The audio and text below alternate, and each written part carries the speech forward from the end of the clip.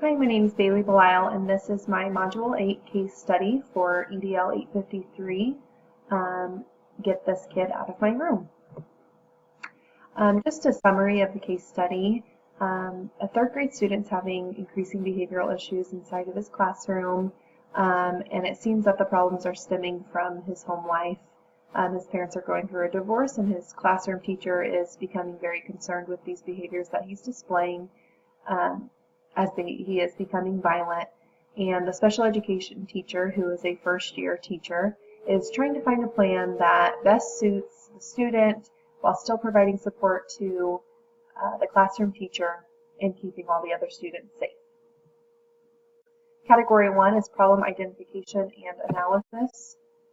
First, we'll talk about Carl. He's a third grade student that's having a hard time in the classroom with some behavioral issues.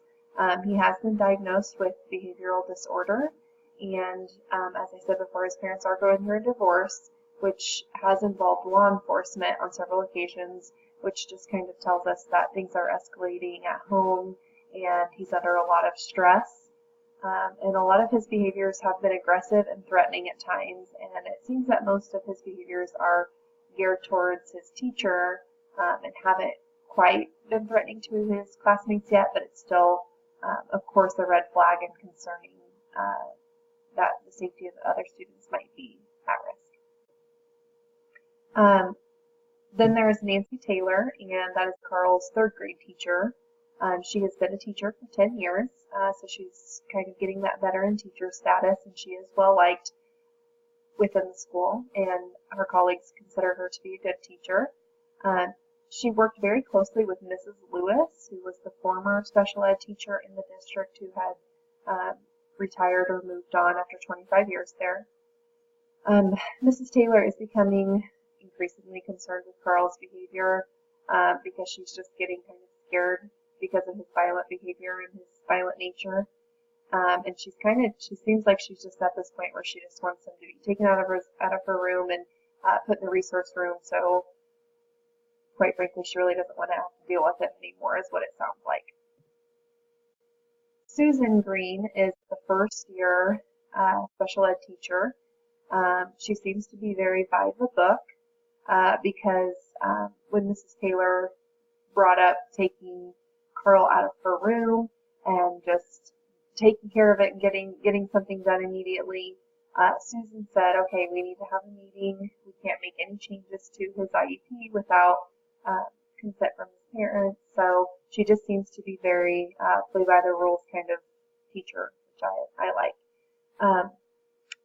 So after Mrs. Taylor brought those concerns to Susan, she developed a plan that she thought would benefit Carl while still relieving Mrs. Taylor of that stress of having him in her room when he is having behavioral problems. And Mrs. Green has high hopes that she can have a cooperative relationship with Mrs. Taylor and have that classroom teacher be involved in the plan to help Carl. Just some extra things that we know is that Mrs. Lewis, the former special ed teacher, used to pull students out of the classroom that were behaviorally challenging. And then Carl's parents, of course, are going through the divorce. And when they had the IEP meeting to make some changes to Carl's plan, they were at odds, and they were kind of showing that they were not viable advocates for them. So the teachers are going to have to step up and be there for Carl and help the parents kind of get over their differences and help Carl in the situation as well. Some things that we still need to know are what are some of the specific strategies that Mrs. Taylor has been using in her class. Has she had any successful interventions that she's tried? And then there was mention of the reward and consequence system that they had been using with him, and that it had kind of been working. So what was working and what wasn't working about it?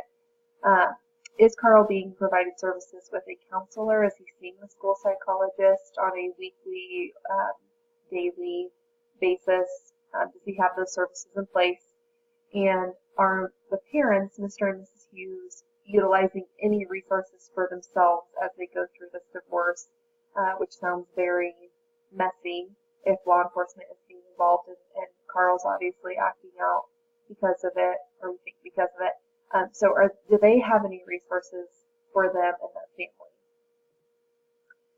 Category 2 is my proposed plan of action with appropriate strategies for implementation.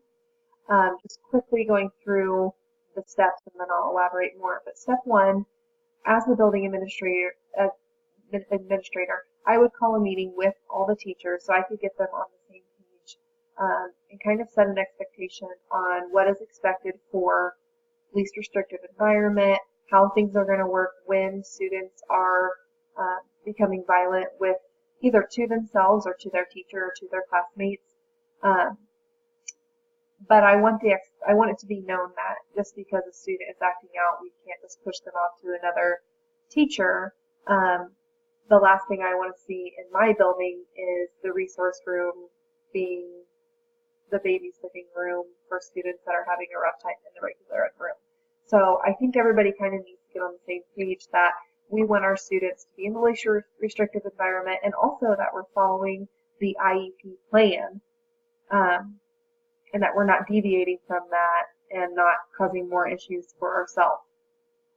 Step 2, I just want to meet with Carl and just talk to him and see where he's at, what he's feeling, and see if there's anything that I can do and what I can advocate for him to better help him get through things academically and emotionally, so to help him personally and in the classroom.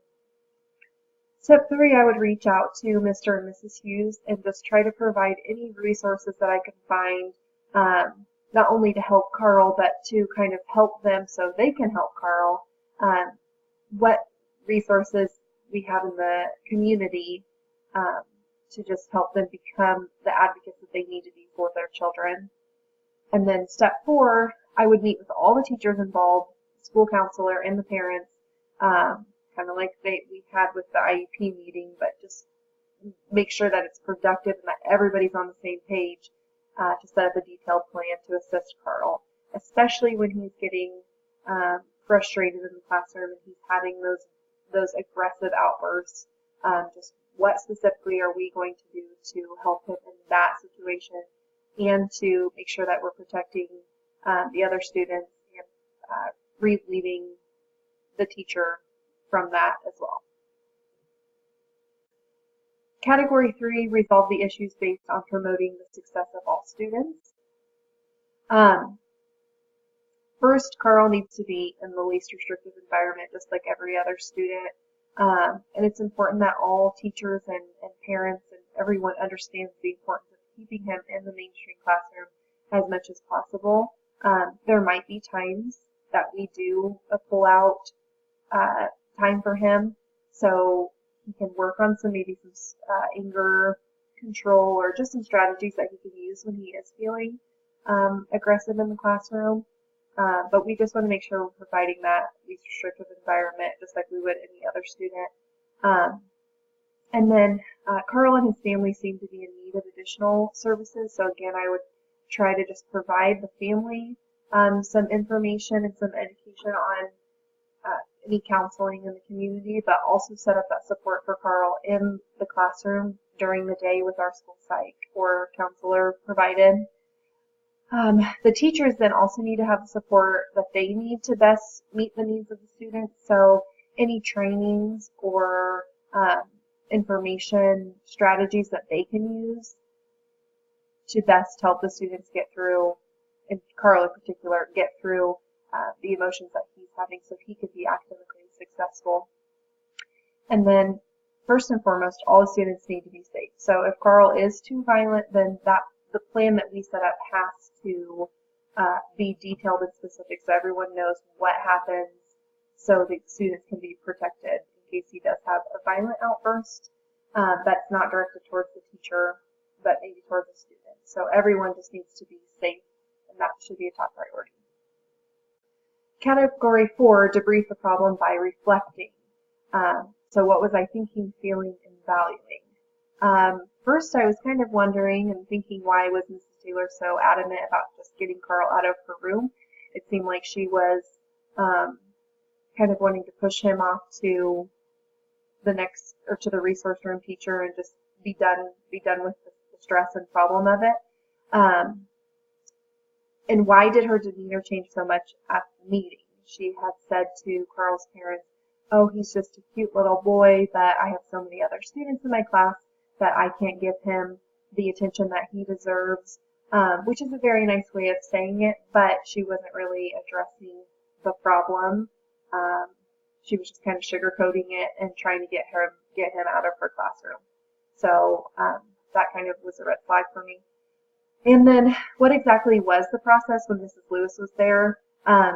Were they changing IEPs and pulling the students with behavioral issues out, or were they just kind of doing their own thing and not getting parental or administrative approval for that setup that they had in place?